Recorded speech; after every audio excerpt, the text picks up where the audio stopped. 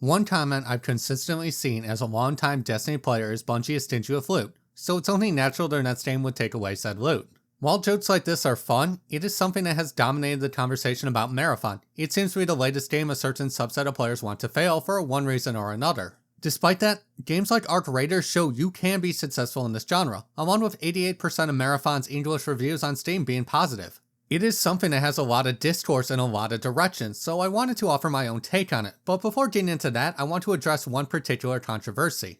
The Marathon is waiting, and it grows impatient. Please, do not disappoint.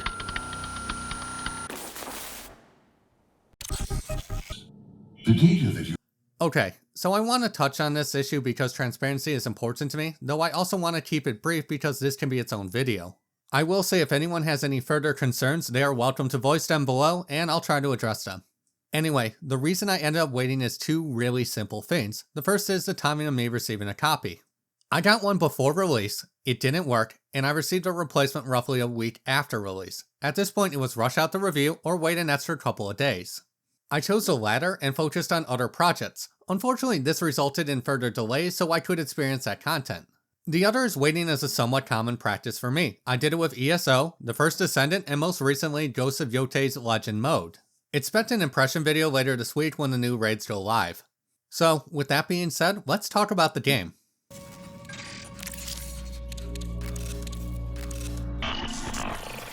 Marathon unsurprisingly reminds me of Destiny's narrative. Instead of a linear series of events that gives players an understanding of the current conflict, it is told through unlockable codex and completing faction missions. That said, I found myself fascinated by the world. Some of this was due to design, which I'll get to later, with the rest stemming from what dialogue reveals. A lot of these scenes reveal more about the various groups and by extension adds context to the world. Seemingly pointless choices, such as all the numbered items, are actually part of Neo-Colored's inventory system, along with various ideologies like Arachne to add depth to things like PvP. Each of these groups have their own interesting characters that offer their own views on how the world should be viewed.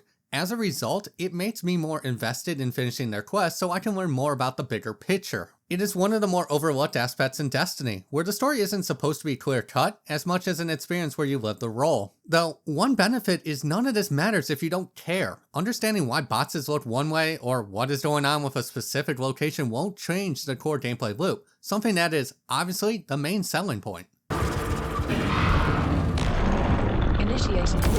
Initiating runner defragmentation protocol. Evaluating shell integrity. Evaluating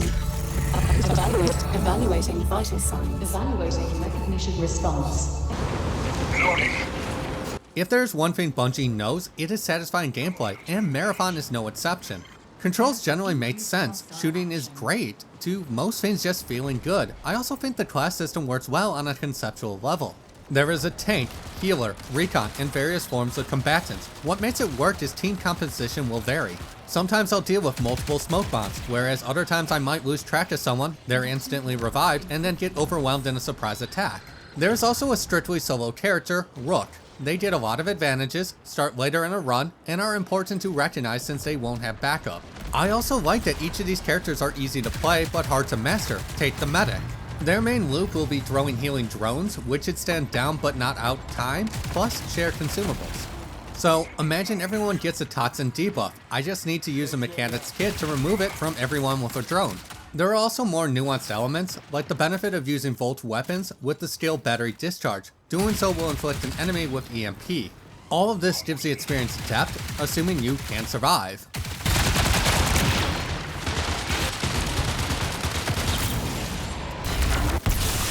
Okay, so Marathon might share a lot of positives with Destiny, but also comes with certain negatives, with the biggest being onboarding. Ultimately, to be proficient at Marathon, you need a certain level of commitment. There isn't a complicated tutorial that explains how to use abilities or suggests specific builds.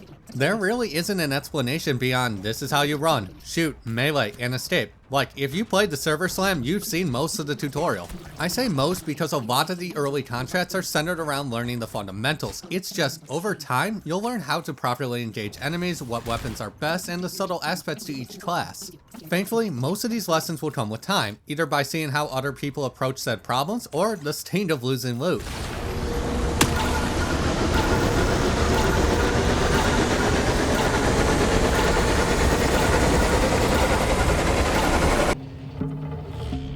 To be honest, extraction shooters are a genre where I don't have a ton of experience, and as a result, I expected to hate this aspect of Marathon. However, it really wasn't that bad in the grand scheme of things. Now, full disclosure, I am someone who doesn't mind RNG, and am okay if I never actually get my chase. I usually enjoy the journey over the destination, something I mentioned because it might resonate differently with other players. Still, I rarely found myself hurting for loot in Marathon. I can start with a free sponsored kit, which includes a gun, some ammo, a few healing items, and an ammo crate. From there, I can usually knife a few bots to gain a second weapon, with it all snowballing from there. Long term, the cost isn't even something worth considering. I mean, it isn't uncommon to extract with 2 green or better weapons, a decent haul, and plenty of ammo on a full run. After that, I can purchase what I need, then bank the rest before risking it again. The only thing that might hurt are materials, though I found the level system mitigated most of the pain.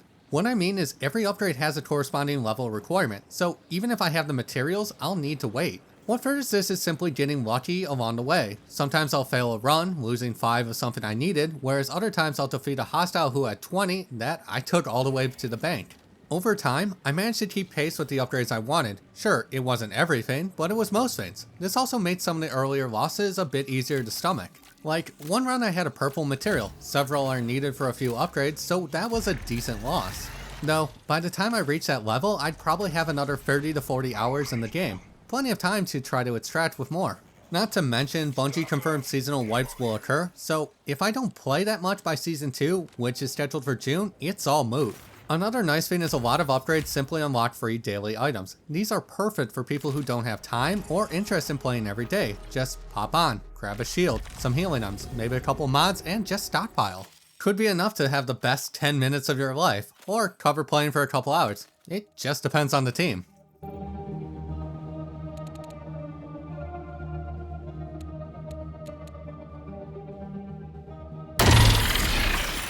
One of the best choices Bungie made was making contracts shared, well, at least on some level. While I can't progress in multiple at a time, nor does finishing a teammate's complete mine if it isn't my current, I do benefit from helping others. Anytime I help someone finish their quest, I receive a fraction of the original value. This is really nice when multiple people have the same mission, as it's a nice bonus. Unfortunately, this is another thing Onboarding handled poorly, as I see a lot of people opt out of helping others. I get it, sometimes I want to progress in my things, but overall, I'm happy there's a reason to help others. This is especially true for easier or more common objectives. After a certain point, you know what to do, or where to go, so it's a nice bonus that helps others. Something you'll want to get used to doing if you want to see everything Marathon has to offer.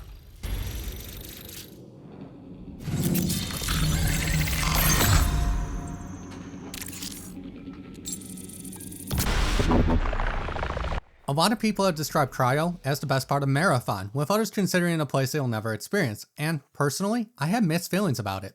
On a basic level, I like the cost of entry, this being a player level 25, all factions unlocked, and a gear score of 5,000 or greater.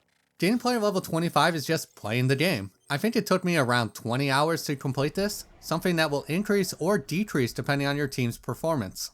Factions are unlocked by completing a specific contract. These always have the same objectives, so it is extremely common for people to help you on a run. Like I said, it is free experience, with these being the most common contracts in the entire game. The only one I have something of an issue with is gear score. Don't get me wrong, the concept makes a lot of sense. The high number will limit those who enter, it ensures anyone you get is reasonably geared, and means any hostiles are worth engaging.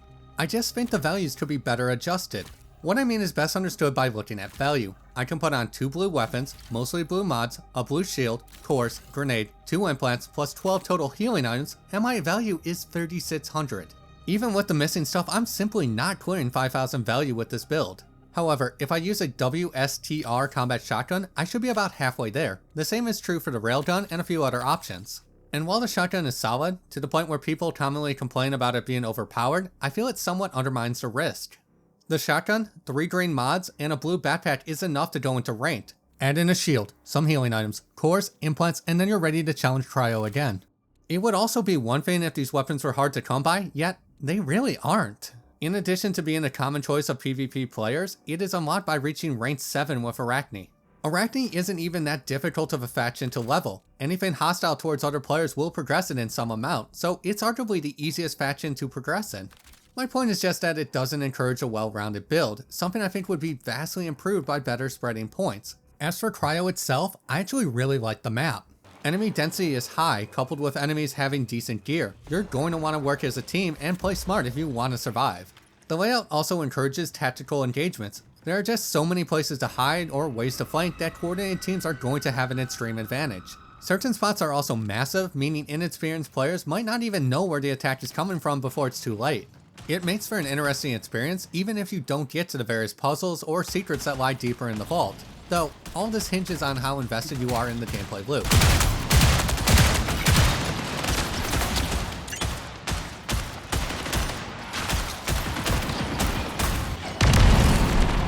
I think the hardest thing to comment on in Marathon is how the gameplay loop will fare long term. At its core, it is a lot of repetition. You'll go to the same places, look for the same things, fight the same enemies. The biggest variance is the human factor followed by RNG. So you're going to need to be fully committed to the loop or simply enjoy the tactical aspect. I imagine for some, PvP alone is enough. Going off the roadmap, Bungie confirmed the big thing in Season 2 is Night Marsh, a new runner, and Cradle system. Night Marsh is just Dire Marsh, or the second map if you played the Server Slam, in the dark. On paper, it sounds pretty underwhelming, though I imagine it will work like Spelunker Black, where certain skills become invaluable, along with a stronger emphasis on your other senses. The new runner could go either way. This could be a different take on a support class, another kind of attacker, or someone designed with these new challenges in mind. This leads Cradle. Bungie describes Cradle as a system where you can tune your runner's strengths and weaknesses, so probably another resource sink that will lead to new optimization options. I also imagine new threats will change things up, as will additional missions that change high traffic zones. But at its core, the experience should be relatively consistent, something that might lead to burnout, something I've seen a lot of players comment on with Arc Raiders.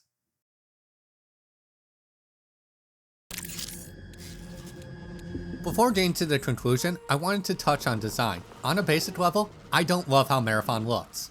It is just not my thing. I don't find any of the cosmetics alluring, the entire reward pass is whatever, to even the cosmetic chases being unappealing to me. That said, I simply can't hate a game that tries to do something unique. Yes, it's not my thing, but it is a unique visual style that stands out. I also really like the way factions are handled. Each get an opening video that is simply fascinating, filled with interesting details or weird choices. In a lot of ways, they remind me of prestige television title sequences, which I also greatly enjoy. With Arachne, I thought American Horror Story, or Sekiguchi reminded me of Westworld. It is little things like this that really draw me into the world. They leave me wanting more or questioning how this or that came to be, something that I would love to see more games take a risk on.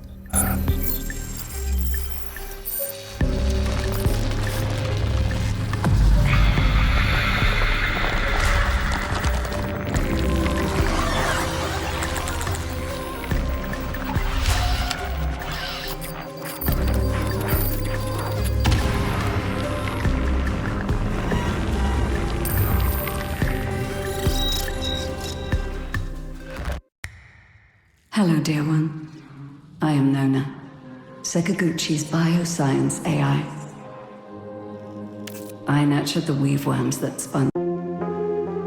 Marathon is in a rather unique situation. Even if I recognize it is not my thing, at least I don't know if I will return for later seasons with a follow-up, I can absolutely see the appeal. It does a lot of basic things well, be it design or combat. At least I think it says a lot that it might not be visually appealing, yet I find myself enthralled with these striking designs. Though I think Marathon's biggest issue will be momentum, one where I worry skill creep will get the best of it. People already consider it a more hardcore experience that can be enjoyed casually. An experience where you're going to have more fun with the goal of making Arachne happy than simply fighting some bots and looting some buildings. Ultimately, time will tell, but I would say if you enjoyed the Server Slam or just liked the genre, it is worth giving Marathon a shot. Hey, thanks for watching. If you found this helpful, don't forget to leave a like, and for more content, please subscribe.